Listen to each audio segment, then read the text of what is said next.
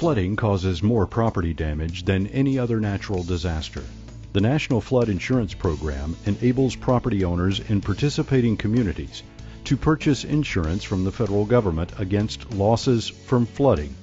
Participation in the National Flood Insurance Program is based on an agreement between local communities and the federal government that requires the community to adopt and enforce floodplain management ordinances to reduce future flood risks.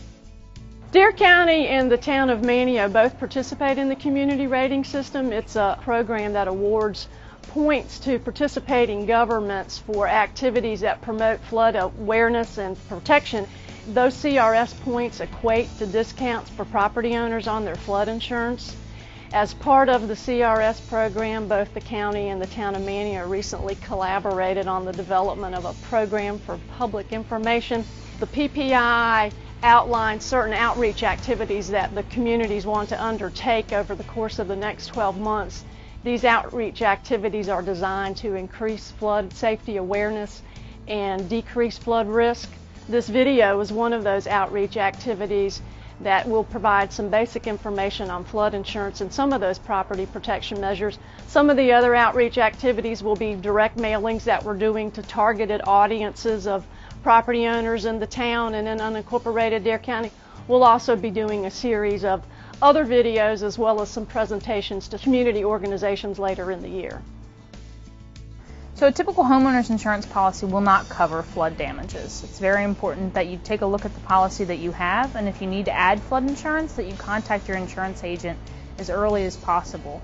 Flood insurance policies typically take 30 days to come into effect, and so you don't want to wait until there's a storm off the coast to look into it.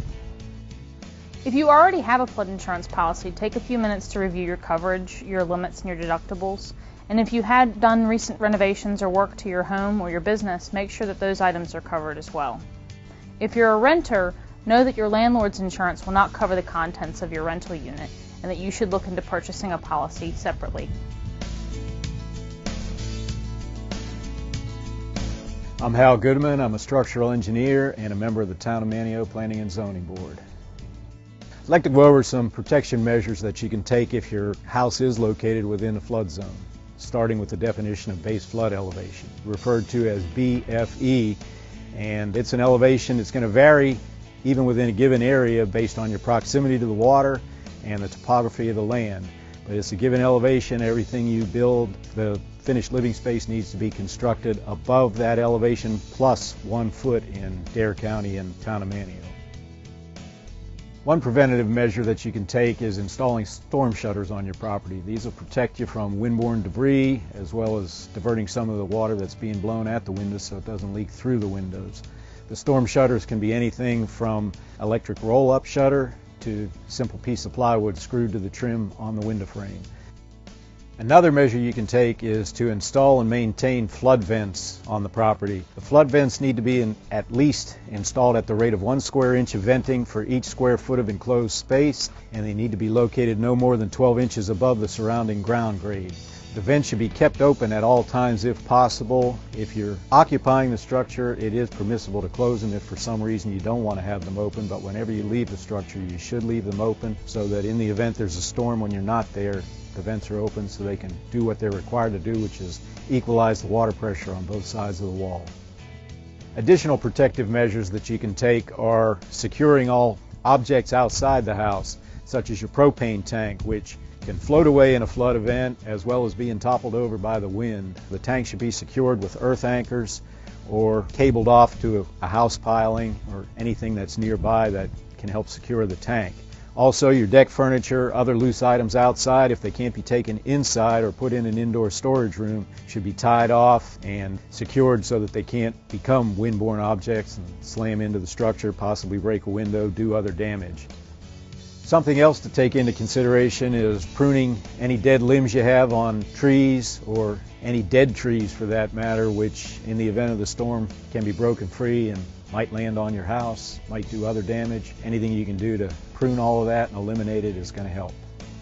One preventative measure or construction technique that can be used is to make sure that if you are building a new home, that it's elevated above the base flood elevation plus 1 foot. If it's an existing structure and it's subject to periodic flooding, the other thing that can be done is to actually raise the structure by cutting it loose from its existing foundation, cribbing it in the air, constructing a new foundation up to the proper elevation, and then lowering the house back down onto the new foundation and securing it.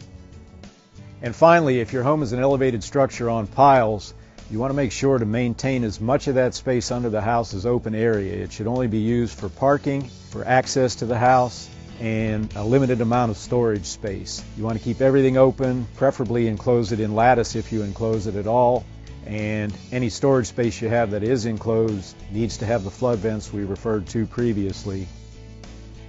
Taking proactive measures to prepare your property and prepare your family for a flood event will save you a lot of heartache and loss in the long term. Make sure that you're aware of your flood policy and make sure that you've taken these property protection measures very seriously in advance of any flood event.